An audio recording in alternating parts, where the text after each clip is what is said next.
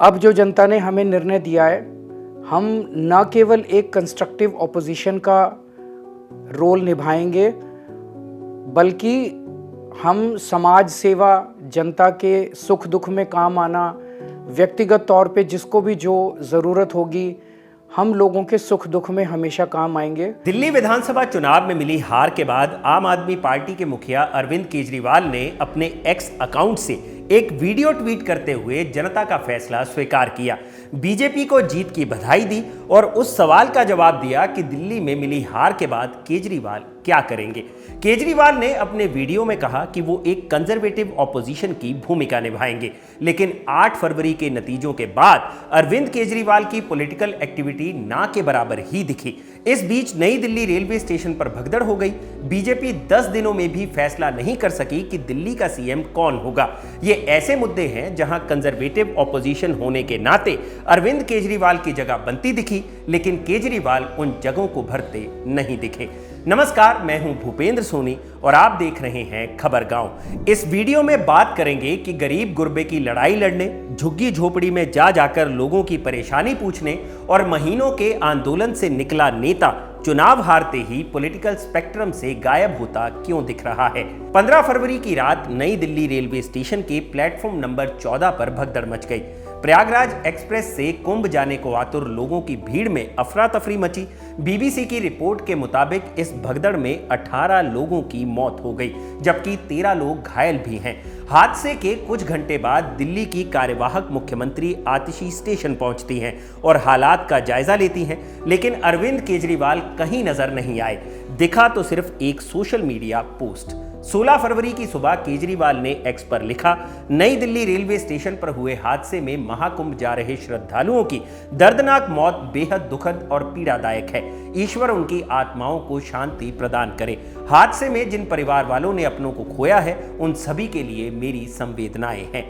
दिल्ली चुनाव से पहले शायद ही कोई ऐसा मौका हो जहां तत्कालीन सीएम आतिशी जाएं और अरविंद केजरीवाल ना दिखे हों। परियोजनाओं के लोकार्पण से लेकर योजनाओं की घोषणा तक अरविंद केजरीवाल जरूर दिखे, लेकिन रेलवे स्टेशन पर हुई भगदड़ के बाद ना ही वो स्टेशन गए और ना ही अस्पताल में पीड़ितों से मिलने पहुंचे। भगदड़ के बाद लोगों को उम्मीद थी कि अरविंद केजरीवाल पीड़ितों से मिलने पहुंचेंगे। विपक्षी पार्टी का नेता होने के नाते ये उम्मीद जायज भी लगती है।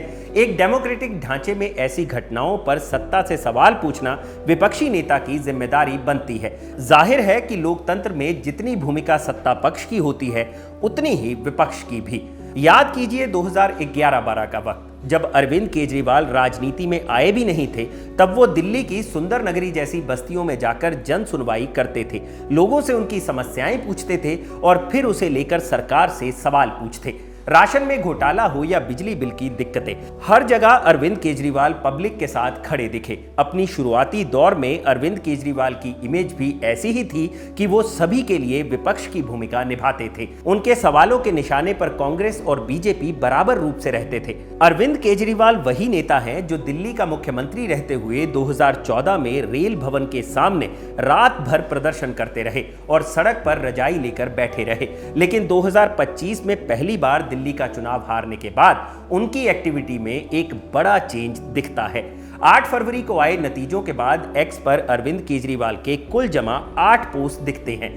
एक पोस्ट हार के बाद रिएक्शन वीडियो, दूसरा रविदास जयंती पर, तीसरा आपके एक कार्यकर्ता के निधन पर, चौथा पुलवामा अटैक की याद में, पांचवा नई दिल्ली रेलवे स्टेशन पर हुई भगदड़ को लेकर, छठा दिल्ली में आए भूकंप पर आतिशी के पोस्ट को कोट करते हुए, सातवां एक कार्यकर्ता के जन्मदिन पर बधाई, आठवां छत्रपति शिवाजी की जयंती पर। लेकिन इस बीच में 2 बड़े पॉलिटिकल डेवलपमेंट हुए।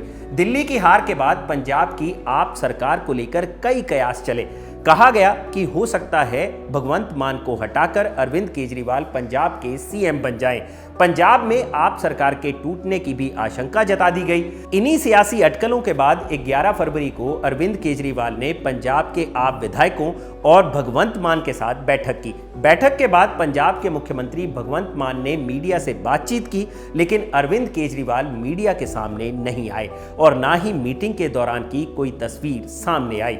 बैठक को लेकर अरविंद केजरीवाल ने सोशल मीडिया पर भी कुछ नहीं लिखा। दूसरा पॉलिटिकल मुद्दा जुड़ा दिल्ली के नए सीएम के परिणाम को लेकर।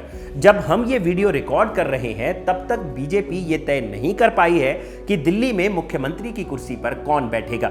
नतीजे आए 11 दिन हो चुके हैं। ठीक इसी परिस्थिति में अगर कोई विपक्षी पार्टी होती तो बीजेपी से इस परिस्थिति को लेकर कई बार सवाल पूछ चुकी होती, लेकिन अरविंद केजरीवाल की ओर से इस मुद्दे को लेकर भी कोई सवाल नहीं पूछा जा रहा है। यानी जमीन पर और डिजिटल लैंडस्केप दोनों ही जगह पर केजरीवाल की एक्टिविटी अपने सबसे लो पॉइंट पर पहुंच गई है।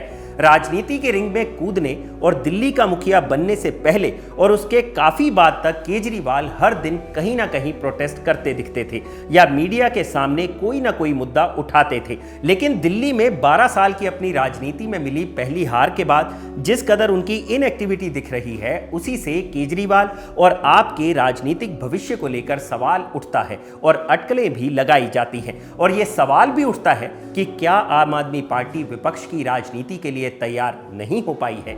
इन सवालों और अटकलों पर आपकी क्या राय है, हमें कमेंट बॉक्स में जरूर बताइएगा। यह वीडियो आपको कैसा लगा हमें जरूर बताएं और खबरगांव को सब्सक्राइब करना मत भूलिएगा। शुक्रिया।